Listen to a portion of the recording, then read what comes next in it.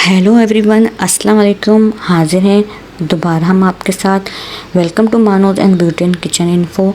तो आज मैं लाई हूँ आपके लिए बड़ी ईद के बड़े टोटके, जो कि बहुत ही मुफीद और बहुत ही कारआमद हैं और बहुत ही आसान है, जो कि आप बकरा ईद पर आपकी मुश्किलात को बनाएंगे आसान।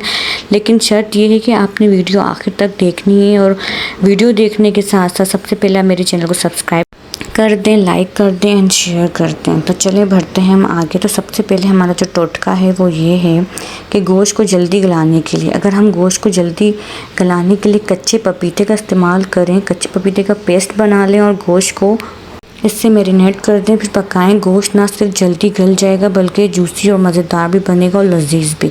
तो ये बहुत ज़बरदस्त टोटका है जो हर घर में इस्तेमाल होता है और हमें करना चाहिए।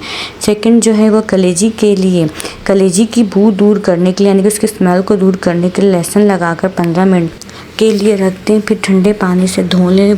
स्मेल जो है, जो उसकी बू है वो बिल्कुल ख़त्म हो जाएगी। ये भी बहुत ज़बरदस्त और जो है काम आने वाला टोटका है, तो इंसान को पता होना चाहिए, वरना ये छोटे मोटे टोटके भी इंसान को मालूम नहीं होते। तो चलें आगे बढ़ते हैं। जमे हुए गोश्त को पिघलाने के लिए, अगर हम अपने फ्रीज़र में जमे हुए गोश्त को पिघलाने के लिए इसे खूब सारे नमक वाले पानी में डालकर रख दें। इससे गोश्त की बर्फ़ पिघलने के साथ साथ इस गोश्त को खूब सारे नमक वाले पानी में डालकर रख दें।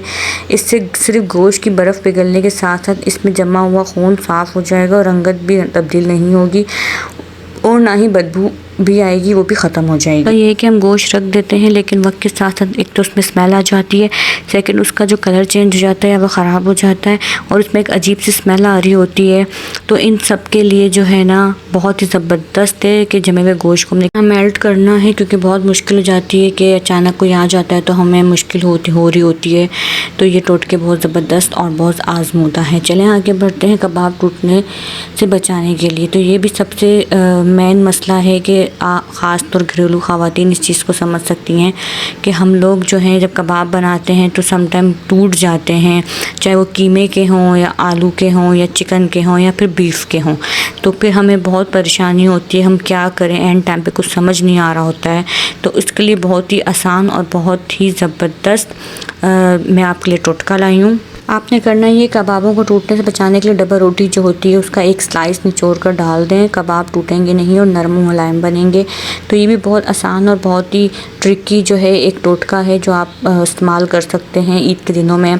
अच्छा, हम आगे बढ़ते हैं। तो कि गोश्त कब तक इस्तेमाल कर सकते हैं, ये बहुत कॉमन सा सवाल है जो कि हर कोई पूछता है और हर किसी के जहन में आता है। तो हम इस मसले में बात करते हैं कि अगर फ्रीज़र किए हुए गोश्त को 3 माह तक इस्तेमाल कर सकते हैं, लेकिन अगर सही तरीके से फ्रीज़र किया हो और फ्रीज़र की कूलिंग अच्छी हो तो इससे भी ज़्यादा टाइम तक इस्तेमाल कर सकते हैं आसानी से। ठीक है, तो आप समझ गए होंगे मेरी बात कि हम जो है गोश्त इस्तेमाल कर सकते हैं 3 माह तक, लेकिन इस पर शर्त ये है कि आपका जो फ्रिज है वो अच्छी कूलिंग करता हो और वो जो हमारे गोश्त को अच्छे से उसने सेव किया हो और अच्छे से उसने फ्रीज़र में अच्छे से इसको ठंडा करके रखा हुआ हो, तो तभी हम यूज़ कर सकते हैं। वरना आपको पता है कि लोड शेडिंग्स कितनी होती है और लाइट्स जाती हैं, तो इसकी वजह से कूलिंग कम हो जाती है हमारे फ्रिज की, और फिर देन क्या होता है कि हमारा गोश्त ख़राब हो जाता है।